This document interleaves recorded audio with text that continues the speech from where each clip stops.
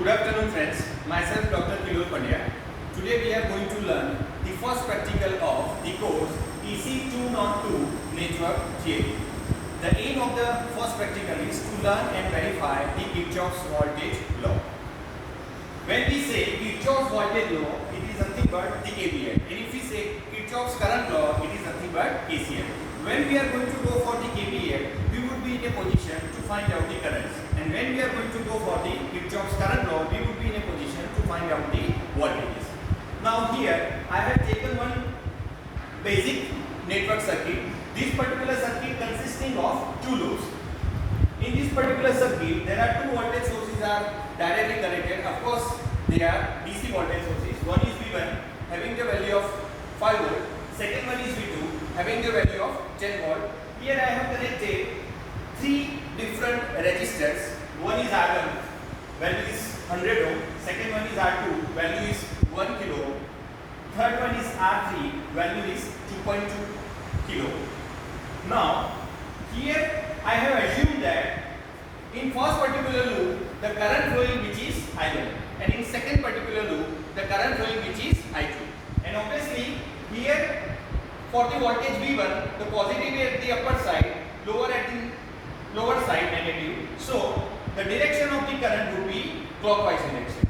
Same way here, positive would be upper side, negative would be lower side. So, the direction of I2 would be anti-clockwise direction. So according to that, we are going to proceed to the example. So here in this particular loop 1, if I am going to apply the Kirchhoff's voltage law KVL, then how our equation could be? Let's go with V1.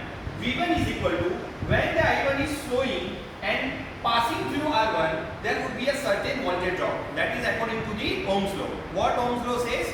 If the I is flowing through the resistor R, then the voltage drop across R would be V is equal to IR. So in such a fashion, here the voltage drop across R1 would be I1 into R1 plus, then my current is flowing through R3.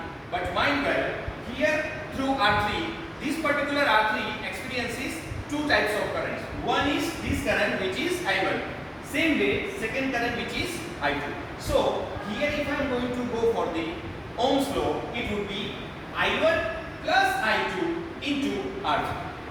And after that, I have just put the values of R1, R3 and V1. So my equation becomes 5 is equal to 100 I1 plus 2200 in bracket I1 plus I2. That is what just I have converted the values of resistors into ohms.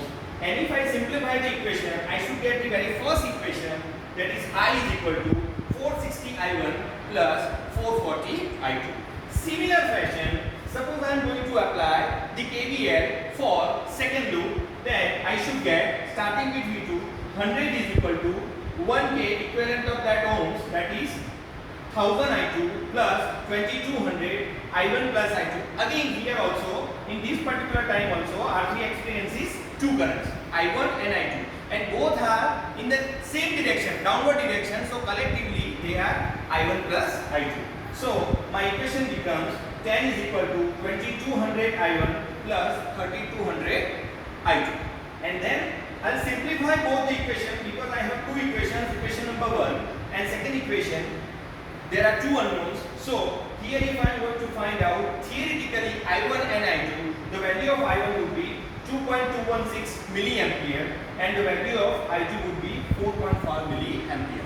So this is what, my dear friends, the theoretical calculation, how we are going to find out I1 and I2 using the Kirchhoff voltage law. Now the same kind of circuit we should implement on the breadboard circuit, and then we will verify whether we are going to get I1 and I2 practically or not, and that would be our practical. So now Professor Miral Desai will teach you how to verify the theoretical values with the practical one.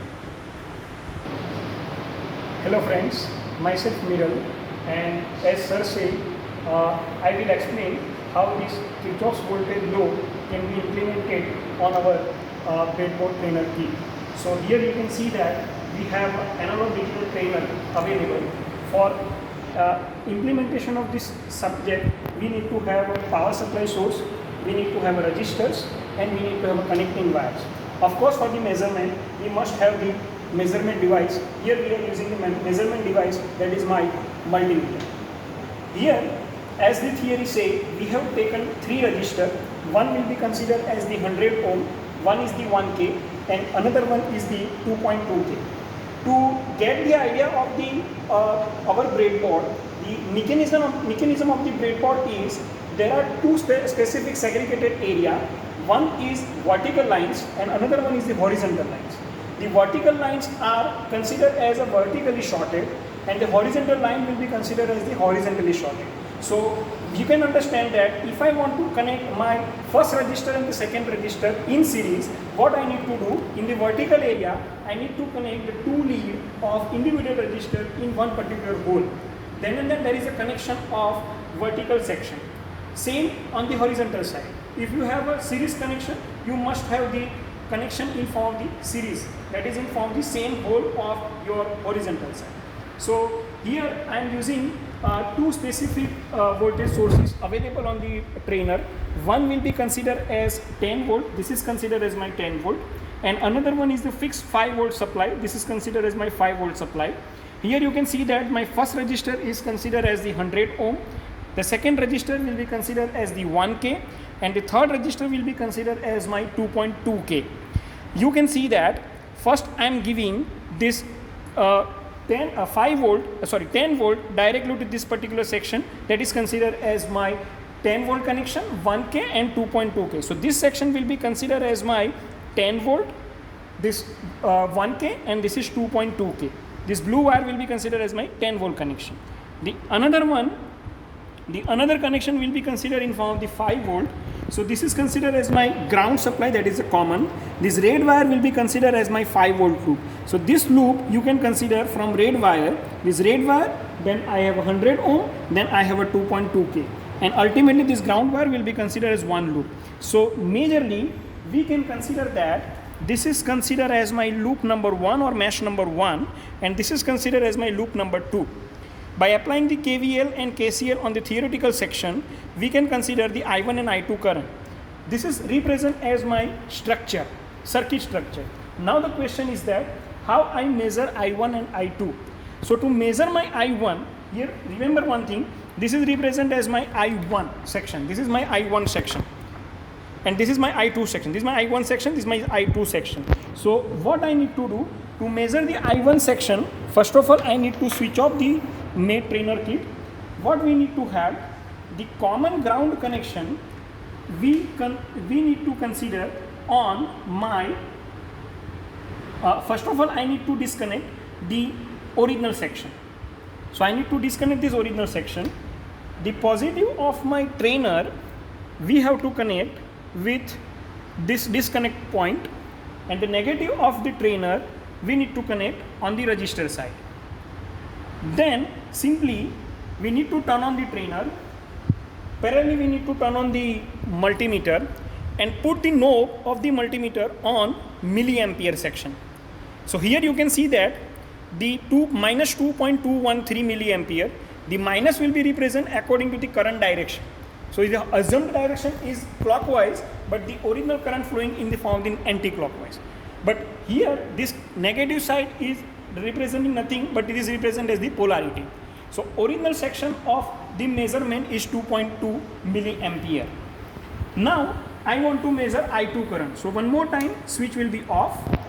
The original section will be as it is.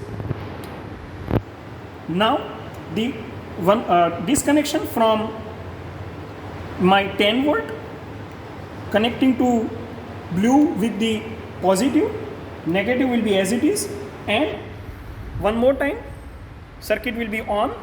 The current value will be 4.5 milliampere, you can see. So this is my I2. So I2 is and I1 current, both are observed and same according to theoretically and practically. Thank you.